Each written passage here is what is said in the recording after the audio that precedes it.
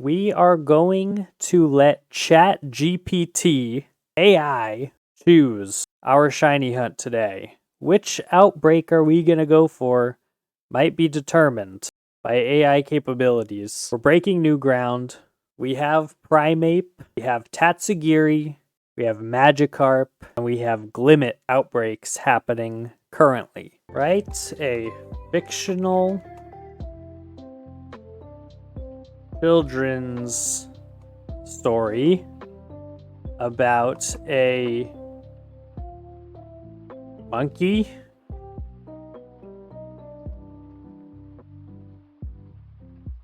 a fish, a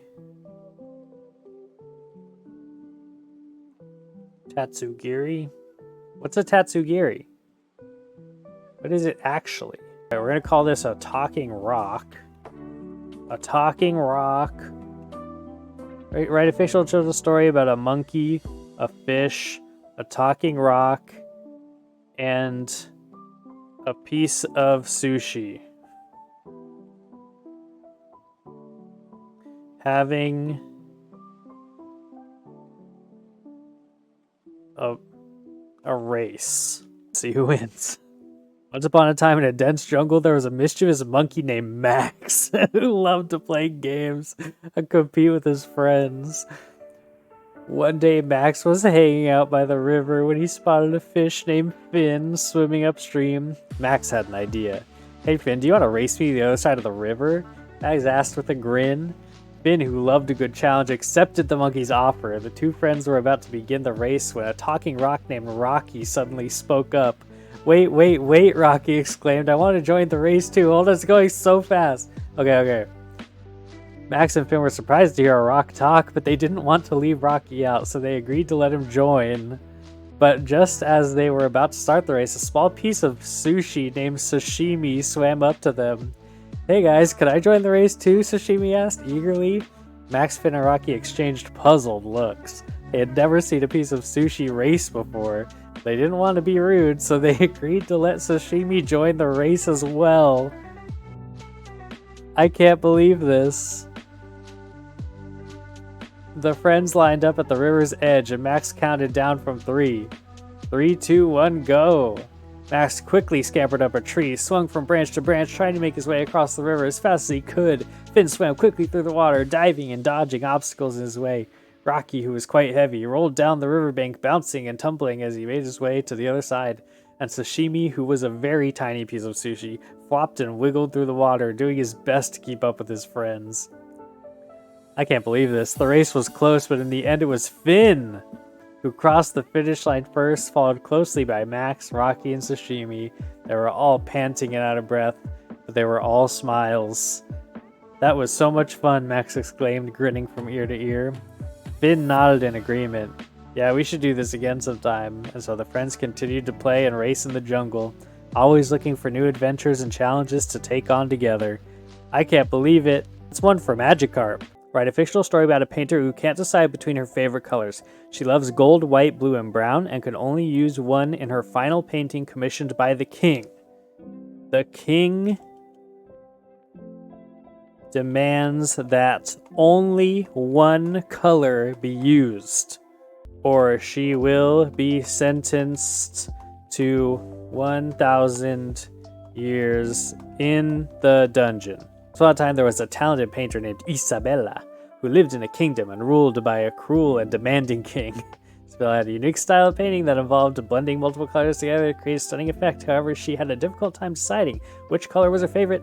She loved gold for its richness, white for its purity, blue for its calming effect, and brown for its warmth. However, when the king commissioned her to paint a portrait of his beloved queen, he demanded that only one color be used, or else she would be sentenced to 1,000 years in the dungeon. She was horrified at the king's demand, but knew that she had to comply if she wanted to avoid the dungeon. She spent hours agonizing over which color to use, but couldn't seem to make a decision. Tried painting it gold, but it felt too flashy. White, but it felt too plain. Blue was too cold, and brown was too dull. Finally, after much deliberation, Isabella, oh no, she would use blue in her painting. Although it was her favorite color, she knew that it would create a peaceful and serene effect that would be fitting to the queen's portrait. Isabella presented her painting to the king, who was pleased with the result. He was still angry that Isabella had taken so long to decide on a color. He ordered her to be taken to the dungeon. She went anyway. As the years went by, Isabella's reputation as a painter continued to grow. People from all over the kingdom came to see her paintings, marveling at the unique way she blended colors together.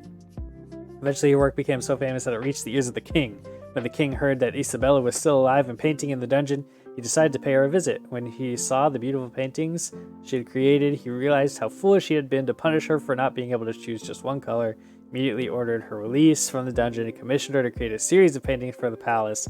From that day on, Isabella was free to use as many colors as she wanted in her paintings, and although blue wasn't her favorite color, she had come to appreciate its calming effect and continued to use it in her work, creating masterpieces that were admired by all who saw them.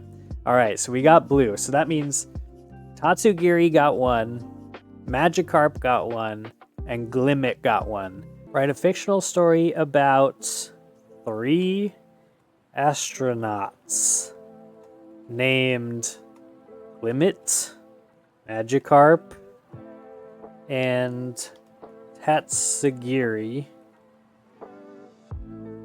who are in competition to see who can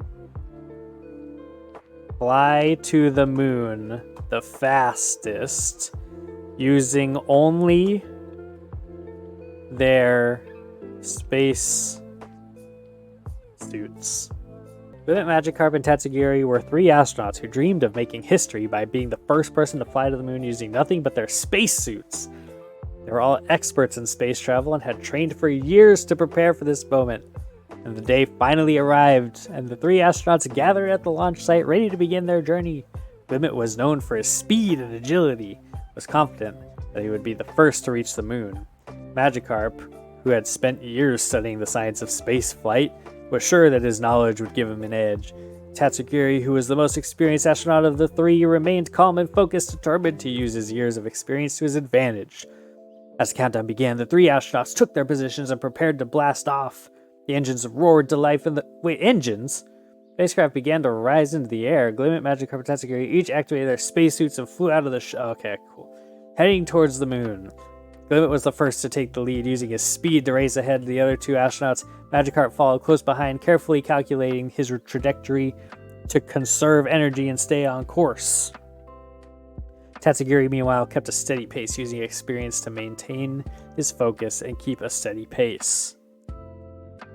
The journey to the moon was long and grueling, and each astronaut faced their own challenges along the way. Glimmet struggling to maintain his speed as he grew tired. Magikarp had to navigate through a field of space debris. Tatsugiri, meanwhile, remained focused and determined, pushing himself to keep going despite his exhaustion. In the end, it was Tatsugiri who emerged as the winner, reaching the moon first and planting his flag in the lunar soil. Glimmet and Magikarp arrived soon after, exhausted but proud of their efforts. This should be a movie, it should. As they looked out at the vast expanse of space, the 3 astronauts realized that the true reward of their journey was not the competition, but the journey itself. They had pushed themselves to the limit and achieved something that few others have ever done. And that probably nobody ever else has done. As they prepared to head back to Earth, they knew that they would always be bound together by the experience they shared. Everyone, I think that means Tatsugiri is our winner. Are they all only in the water? Okay, there's at least a lot of them. Okay, so it looks like there's actually all colors of them. Okay, I've done 10. Why are there so many other fish around here? I just want Tatsugiri. I don't want to risk hitting anything else. Only 10 more until we're at 60 encounters. That's 1. That's 2. But then some of them are like very similar to these, you know, like... What am I even looking for? But I think it's darker. I think it's like that, but it's darker. Are you shiny? Because this one looks shiny, but I guess it's not. No! Greninja, no! We lost him. This one has like the really dark on the top. And the yellow one is the one that looks like... The yellow one looks like this one, regular. But it's more like the straight stripy line. That's like literally the only difference. That's so annoying. Why would they do that to me? That's actually a hate crime. against colorblind people that they would make it like that. I'm getting increasingly... Oh my god, there's so many over here. They're all the same one. There's so many of this one. You're here, I'm here. I'm here too. We're all here. Good. Is that... Oh my god, I thought this was it for a second. Oh my god, it is it! Oh my god. Oh my...